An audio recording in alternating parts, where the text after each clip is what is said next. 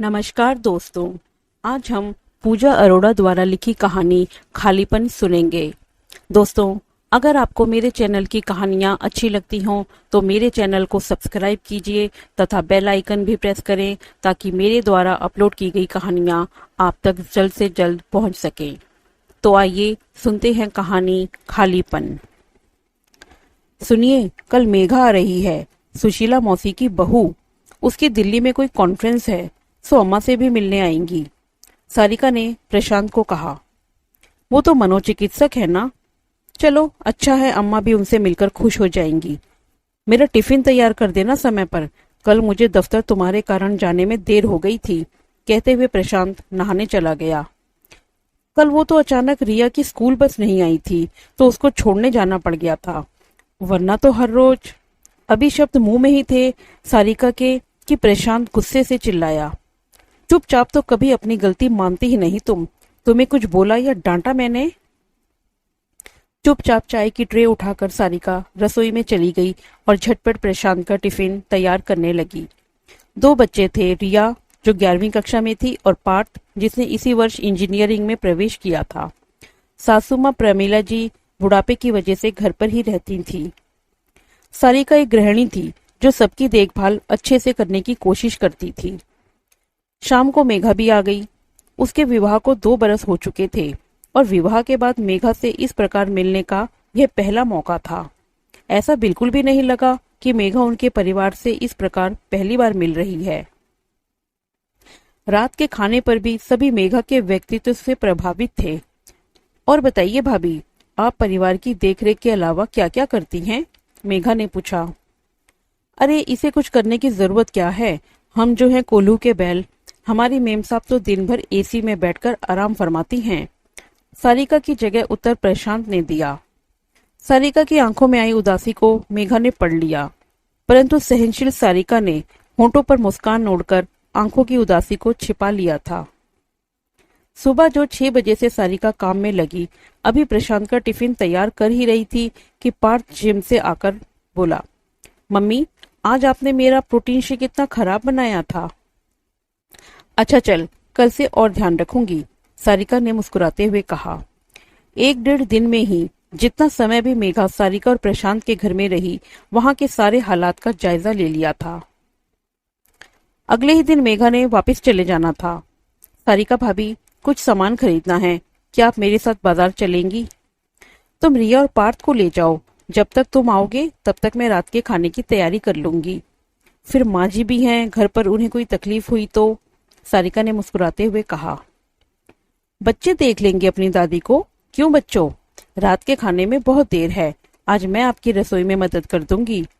आप चिंता मत करो, आप तो बस मुझे गाड़ी की चाबी दीजिए और जल्दी से अपना खूबसूरत सा सूट पहनकर तैयार हो जाइए, मुस्कुराते हुए मेघा ने कहा।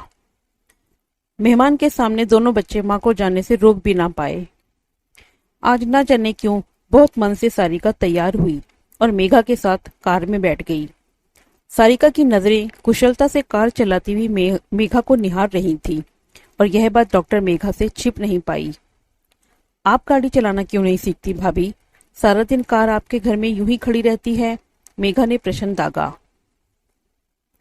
मुझे जब कहीं जाना होता है तो तेरे भैया ले जाते हैं और पार्थ भी अब तो गाड़ी चलाने लगा है, सो कभी जरूरत ही नहीं पड़ी, सारिका ने उत्तर दिया। भाभी, आखिरी बार कब आपने जरूरत के अलावा अपने शौक के लिए कोई काम किया था? मेघा के इस प्रश्न पर सारिका चुप थी। आंखों में आई उदासी को मेघा ने पढ़ लिया था। माफ करना भाभी, मनोचिकित्सक हूँ, लोगों के मन को बिना कहे पढ़ना जानती हूँ। आप खुलकर मुझसे अपने दिल की बात कर सकती हैं। मेघा ने एक बाग के पास कार रोकी और सारिका को लेकर बाग के अंदर बने एक बेंच पर बैठ गई। शॉपिंग का तो एक बहाना था, दरअसल मैं तो आपसे आपके दिल की बात जानना चाहती थी, मेघा बोली। अरे ऐसा कुछ नहीं है, मुझे क्या कमी है, इतने अच्छे बच्चे, पति, भरा पूरा घर, सारिका ने चिर परिचित मुस्कान बिखेरते हुए कहा। पर मेघा की सवालिया नजरें अभी भी उनके मुख पर टिकी हुई थी। पता नहीं, सब कुछ है पर कुछ खालीपन सा है जो भरता नहीं है, सारिका बोली। दरअसल भाभी, आपने वही किया जो हिंदुस्तान की 90% औरतें करती हैं। घर परिवार की खुशियों के लिए अपने अस्तित्व को भूल गईं और बदले में परिवार वाले दो शब्द प्रशंसा के भी नहीं बोलते, परंतु हर रोज की होने वाली छोटी छोटी गलतियों पर टोकने और बातें सुनाने से भी नहीं चूकते। जानती हैं भाभी, आजकल मेरे पास अधिकतर मनोरोगी औरतें आती हैं, जिनके पास सब कुछ होते हुए भी रिक्तता होती है और धीरे धीरे वो डिप्रेशन का शिकार हो जाती हैं। मैं नहीं चाहती कि आपके साथ भी ऐसा ही कुछ हो। इन 2 दिनों में मैंने आपको मुस्कुराते हुए, सबका ख्याल रखते हुए देखा है, परंतु फिर भी आपकी आंखों में एक खालीपन भी देखा। सबकी जरूरतों का ध्यान रखते रखते आप स्वयं को भूल गईं। आप यहाँ 2 गलतियां कर गई। एक, आप अपनी इच्छाओं रुचियों का मान नहीं कर रही, और दूसरा, आप कहीं ना कहीं अपेक्षा रखती हैं कि सामने वाला आपकी प्रशंसा करे। याद रखिए, आज के जमाने में किसी से अपेक्षा नहीं रखनी है, बल्कि खुद ही खुद की प्रशंसा करने की आदत डाल लीजिए। कुछ समय अपने आप को दीजिए, अपनी रुचियों को दीजिए। यदि इच्छा ना हो या अस्वस्थ हो तो कुछ कामों को भी ना कहने की आदत डालिए। यह सब इतना भी आसान नहीं होगा, क्योंकि इतने सालों से जिस औरत ने अपने दिल की ना की हो, उसमें ऐसा बदलाव आसानी से सबको हजम नहीं होता। उस आलोचना या राह में आए पत्थर को हटाने की कोशिश कीजिए। धीरे धीरे देखना, सब खूबसूरत लगेगा। गृहिणी है तो क्या हुआ, उसको भी थकावट होती है।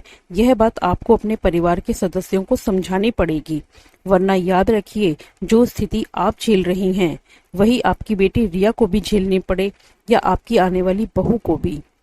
घर की सारी जिम्मेदारियां उठाने से पहले अपने मन को स्वस्थ करें भाभी। मेघा ने प्यार से सारिका के कंधे पर हाथ रखते हुए कहा। आज बरसों बाद सारिका को हल्का महसूस हुआ। कितनी बार वह अपनी माँ को भी इस रिक्तता के बारे में बताती थी, परंतु माँ हंसकर टाल देती थी।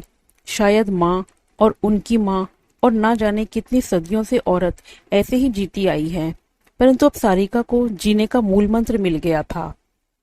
मैं तुम्हारी बात आज से जरूर याद रखूंगी, सारिका ने मेघा को हंसते हुए उत्तर दिया। इतने में सारिका के फोन की घंटी बजी। माँ, कितने बजे आओगी? बहुत भूख लगी है, रिया ने पूछा। कनखियों से मेघा सारिका को देख रही थी कि सारिका क्या उत्तर देती है। बेटा, इतने दिनों बाद बाजार आई हूँ, सो कुछ समय लगेगा। तुम दोनों भाई बहन मैगी या सैंडविच बनाकर खा लेना, और हाँ, दादी को चाय और बिस्किट देना मत भूलना। बिना रिया का उत्तर सुने सारिका ने फोन रख दिया। बस इतने ही बदलाव की जरूरत है। किशोर होते बच्चों पर कुछ जिम्मेदारी डालो और कुछ समय अपने लिए निकालो, फिर देखना वो खालीपन कैसे भरता है। डॉक्टर मेघा की बातों ने आज सारिका को जीवन को एक नए तरीके से देखने का नजरिया दिया था। दोस्तों, अक्सर औरत सब पर प्यार लुटाती है, परंतु उसके हिस्से में बस शिकायतें ही आती हैं। उससे तो अपेक्षा की जाती है कि वह हर सदस्य का ध्यान रखे, परंतु उसका ध्यान रखने वाला कोई नहीं।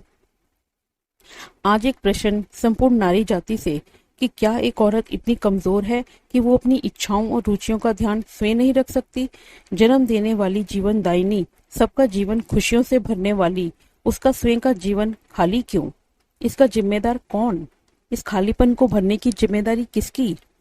आज जो भी दिखता है वो सत्य नहीं है। आज भी आधुनिक समाज में प्रतिदिन महिलाएं डिप्रेशन का शिकार हो रही हैं। आए दिन यह संख्या बढ़ती ही जा रही है। कारण सिर्फ एक स्वयं के अस्तित्व को भूलकर दूसरे की इच्छाओं के अनुसार जीवन यापन करना। आज सभी श्रोता जो यह रचना सुन रहे हैं, उनके विचार जानना चाहूंगी। यदि उन्होंने अपने में परिवर्तन किया है तो उससे क्या फायदे हुए या उनकी राह में क्या कठिनाई आई, ताकि अन्य महिलाएं जो इस बदलाव की ओर कदम बढ़ा रही हैं, उनका हम सब मिलकर मार्गदर्शन कर सकें। तो दोस्तों, ये थी हमारी कहानी खालीपन। आशा करती हूँ आपको ये कहानी पसंद आई होगी। इसे लाइक कीजिए, शेयर कीजिए और सब्सक्राइब कीजिए। धन्यवाद।